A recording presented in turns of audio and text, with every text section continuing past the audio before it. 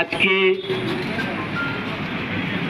কলকাতা এবং দক্ষিণ 24 পরগনা জেলার যৌথ আহ্বানে ডিএম অফিস আলিপুর কলকাতা সন্নিকটে আমরা ভারত মুক্তি মোর্চা, রাষ্ট্রীয় পিছড়ে বর্গ মোর্চা, বহুজন ক্রান্তি মোর্চা ও রাষ্ট্রীয় পরিবর্তন মোর্চার যৌথ সর্বভারতীয়ভাবে যে আন্দোলন, আজকে দ্বিতীয় চরণের আন্দোলন, ডিএম অফিসে ধর্ণা প্রদর্শন, সারা ভারতবর্ষের 32টা রাজ্যে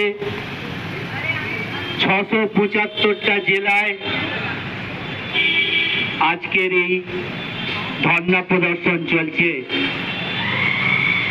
বিগত 26শে ডিসেম্বর থেকে 30শে ডিসেম্বর 2025 উড়িষ্যার কটক শহরে বামসেপ ও ভারত মুক্তি মোর্চার রাষ্ট্রীয় অধিবেশন ছিল।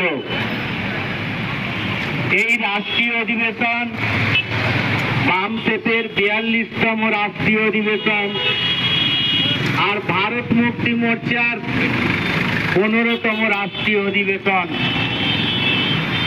এই রাষ্ট্রীয় অধিবেশন সংবিধানের 19 নম্বর ধারা উল্লঙ্ঘন করে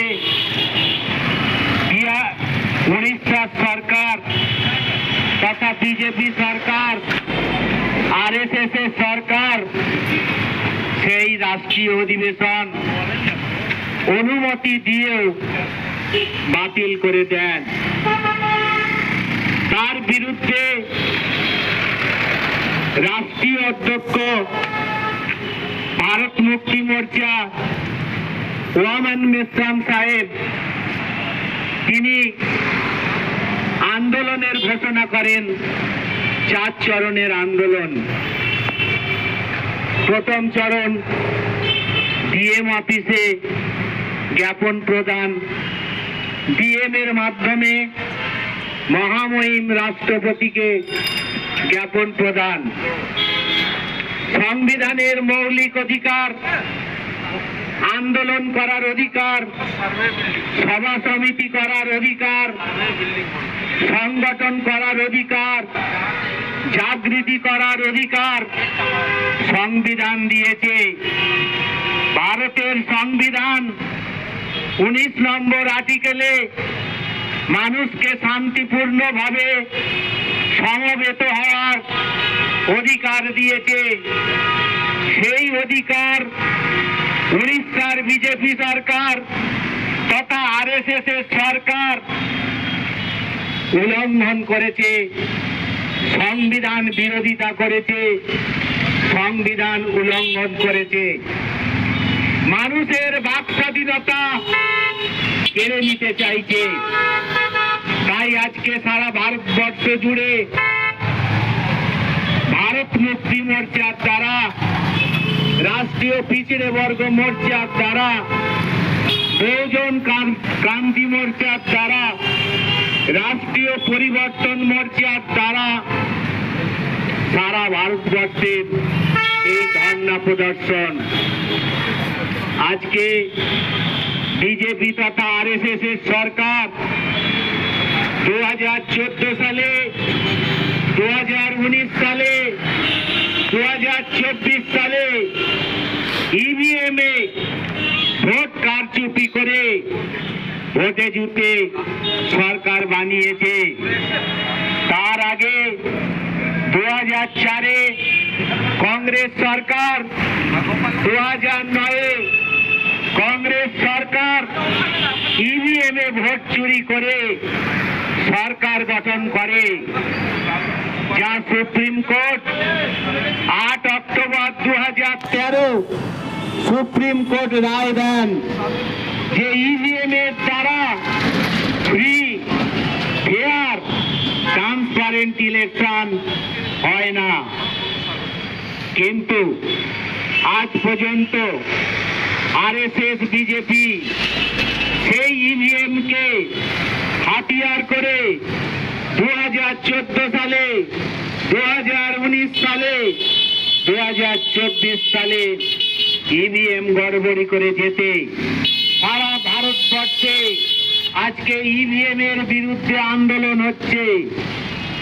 আজকে বামসের ভারত মুক্তি মোর্চার আন্দোলন, পার্লামেন্টের ভিতরেও আলোচনা হচ্ছে, ইভিএম গড়বড়ি করে যেতে হয়েছে।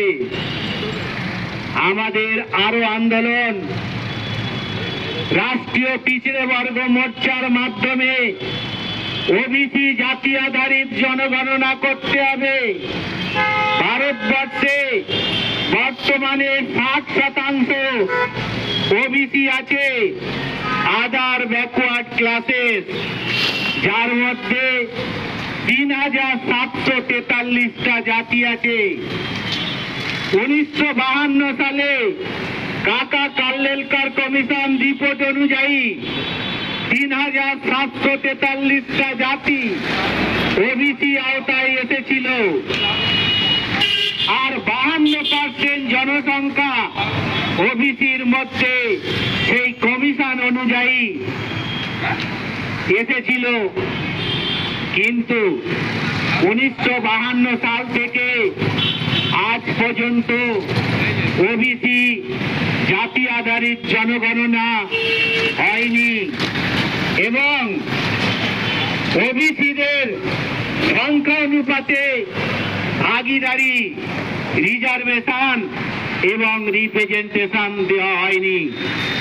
তাই আমাদের ভারত মুক্তি মোর্চার আন্দোলন, রাষ্ট্রীয় পিছিয়ে বর্গ মোর্চার আন্দোলন, বহুজন ক্রান্তি মোর্চার আন্দোলন, রাষ্ট্রীয় পরিবর্তন মোর্চার আন্দোলন, ওবিসি সহ সমস্ত জাতির জাতি আধারিত জনগণনা করতে হবে এবং সংখ্যানুপাতে রিজার্ভেশন এবং রিপ্রেজেন্টেশন দিতে হবে। কোনোভাবেই গণতন্ত্রের নিয়ম অনুযায়ী যার যত সংখ্যা ভারী তার তত ভাগিদারি, এটাই হচ্ছে ডেমোক্রেসি, এটাই গণতন্ত্র। একজনের ভাগ আরেকজন বেশি করে খেতে পারবে না।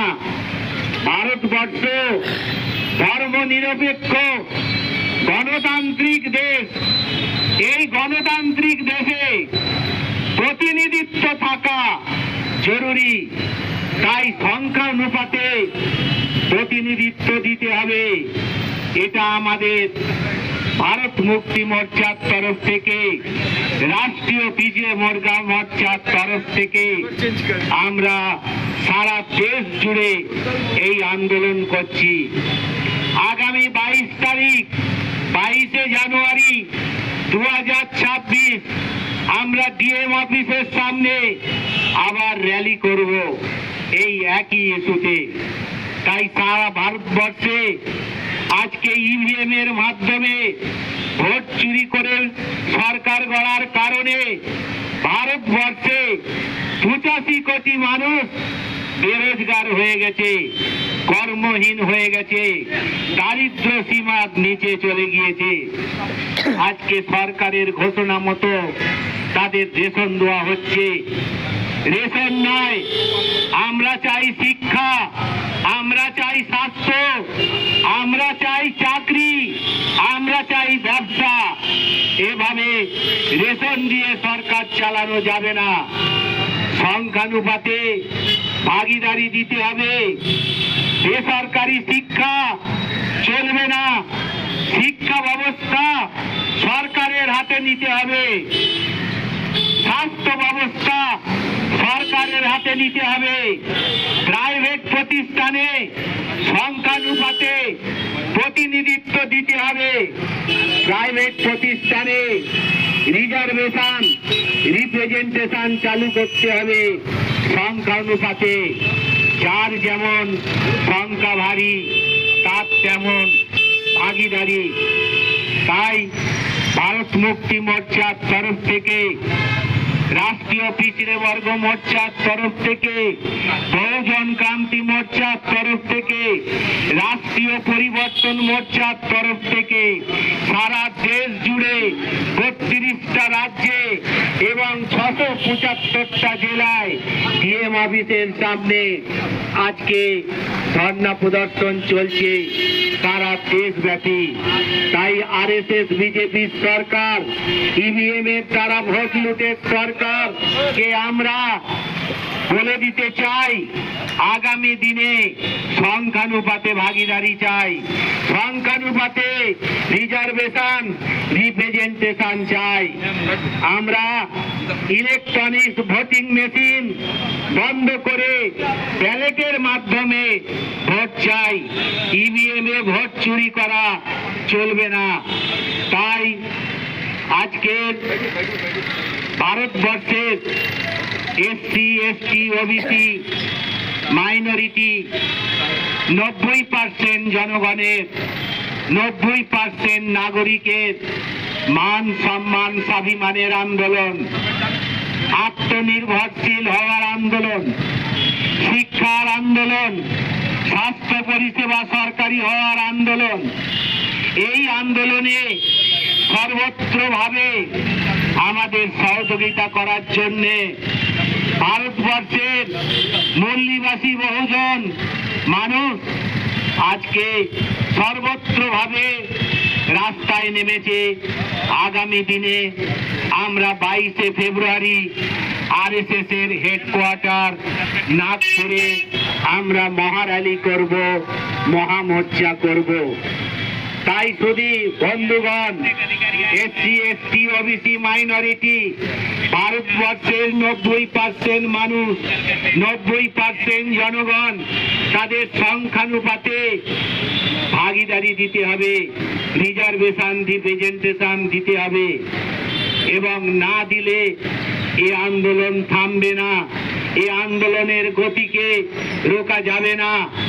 আমরা আগামী 22শে জানুয়ারি ডিএম অফিসের সামনে র্যালি প্রদর্শন করব এবং 22শে ফেব্রুয়ারি 2026 আরএসএস এর হেডকোয়ার্টার নাগপুরে মহার্যালি হবে, মহামোর্চা হবে।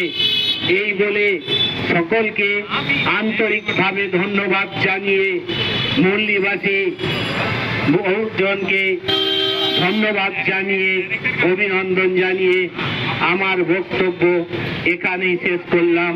ধন্যবাদ। জয় মূলনিবাসী, জয় সংবিধান।